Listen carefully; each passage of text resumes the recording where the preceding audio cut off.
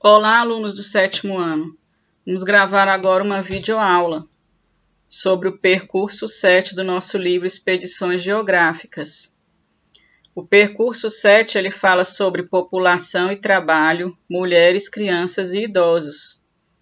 Então, vamos começar aqui falando sobre os estudos que são feitos, estudos populacionais no Brasil.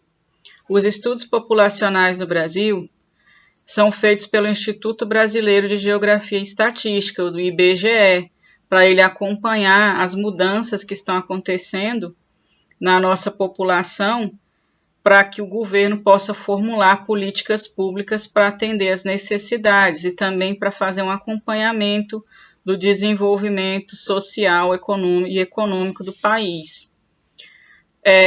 Estudar a população de um país, a gente primeiramente classifica os setores de produção, para a gente entender se esse país ele é mais industrializado, ele é mais agrícola, se ele já tem uma indústria autônoma, né?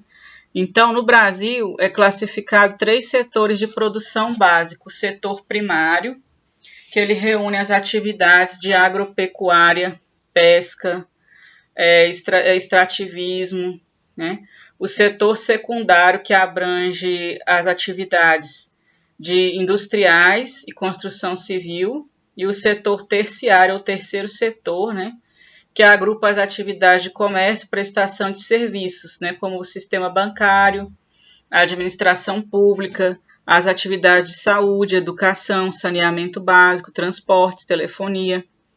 Por exemplo, se uma pessoa vive no campo, ela é um agricultor, ela está trabalhando no setor primário da economia.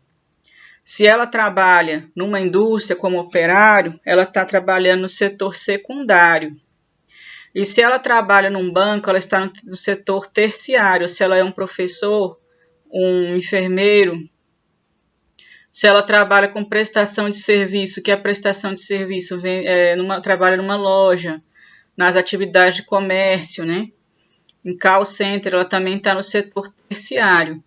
E com os avanços científicos e tecnológicos que ocorreram nos últimos anos, surgiu o quarto setor, ou o setor quaternário, que é aquele que envolve as atividades relacionadas à busca de novas tecnologias, tecnologia da informação, comunicação, informática, robótica, conhecimento científico, né? Aí no livrinho de vocês, na página 62, nós temos imagens, né?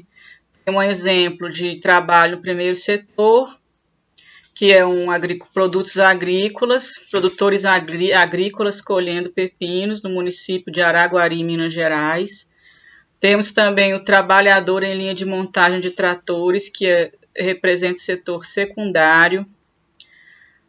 Temos professores dando aula numa sala de aula, que é o setor terciário, e o quarto setor, que mostra um pessoal trabalhando no laboratório, né? Laboratório de desenvolvimento de vacinas.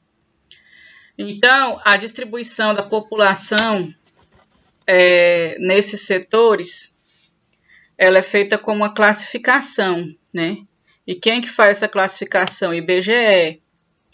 E a população que está alocada nesses setores é chamada população economicamente ativa. PEA. População economicamente ativa. São as pessoas que estão no mercado de trabalho. E aí vai estar em um desses quatro setores, né? Então, o IBGE sempre faz os censos demográficos, as pesquisas populacionais, para ele colher dados para avaliar a economia do país e para ter um planejamento, né, social e econômico, para ver quais são as necessidades, como que o país está, quais mudanças que ocorreram.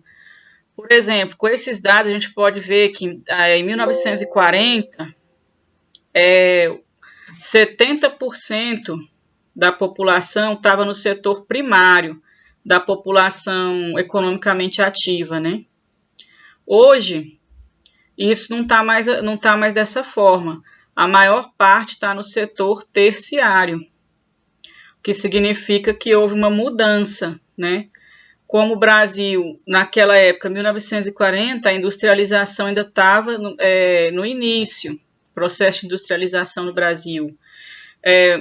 A maioria da população vivia no campo, né?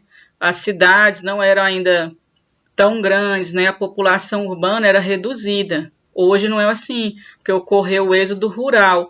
As pessoas saíram do campo, o êxodo rural, que é a saída do campo para ir viver na cidade, né? Então mudou a situação. Hoje a maior parte da população vive nas cidades, nos centros urbanos, né? Então, acompanhando esses dados do censo demográfico, a gente vai ter essa comparação. Vocês vão ver lá no livro, que eu vou mandar o texto para vocês, as tabelas, né, que compara da década de 40 para cá, né? E aí vocês vão ver a diferença da configuração da população. Agora nós vamos falar um pouco do mercado de trabalho e das desigualdades que existem no mercado de trabalho. Por exemplo, se a gente falar assim, as mulheres hoje estão mais inseridas no mercado de trabalho? Sim, né? Tem mais mulheres no mercado de trabalho do que na década de 40, por exemplo. E a gente tem um dado do IBGE de que na população brasileira existe um pouquinho a mais de mulheres do que de homens. E as mulheres, elas têm maior longevidade. O que é a longevidade? Elas vivem mais tempo, elas envelhecem e vivem mais que os homens, né? Então, com tudo isso, houve um crescimento da presença das mulheres no mercado de trabalho, sendo que muitas mulheres hoje, elas são até chamadas chefes de família, né? Por exemplo, se ela é separada do marido, ou ela é solteira, tem filhos, ela mesma sustenta a casa dela, porque ela já trabalha, então ela tem autonomia, ela ganha o próprio dinheiro, ela que sustenta os filhos, a família, né? Antigamente as pessoas não aceitavam esse tipo de coisa, porque a sociedade era chamada patriarcal, o homem que era o representante do chefe da família, né? Hoje não é assim. E as mulheres hoje, elas também sofrem com o problema da desigualdade, porque elas trabalham já fora de casa e ainda trabalham no ambiente doméstico, né? Porque ainda é considerado que é tarefa da mulher cuidar dos filhos, cuidar da limpeza da casa, fazer alimentação, né? Cozinhar. Então, elas acabam tendo a chamada dupla jornada. Trabalha o dia todo no emprego dela, chega em casa, ainda vai trabalhar em casa também. Um trabalho que não é reconhecido, né? E acontece a questão de uma época no Brasil que acontecia muito de uma mulher ocupar o mesmo cargo que um homem, principalmente nas empresas privadas, e receber menos do que o homem, só porque ela é mulher, né? Isso é chamado de desigualdade de gênero no mercado de trabalho. Os dados do IBGE mostram hoje que isso tem acontecido uma redução dessa desigualdade salarial, né? Porque hoje a gente já tem o combate a essa desigualdade entre os gêneros, né? Jovens, assim como vocês, né, já não pensam assim, que uma mulher tem que ganhar menos porque ela é mulher, né? Ou que só a mulher que tem que fazer as tarefas domésticas. Já tem uma mudança, né, no próprio pensamento da sociedade e no papel das mulheres nessa sociedade. Então, as famílias que são chefiadas por mulheres pode ser também um casal e a mulher está ganhando mais do que o marido. Pode acontecer. Porque hoje as mulheres têm mais escolaridade do que os homens no Brasil. O número de mulheres que têm ensino médio completo, tem mais mulheres com ensino médio completo do que homens com ensino médio completo. Tem mais mulheres com ensino superior completo do que homens. Então, mostra que as mulheres são mais escolarizadas, então elas são mais qualificadas para o mundo do trabalho, né? E isso também mostra uma desigualdade, né, de gênero.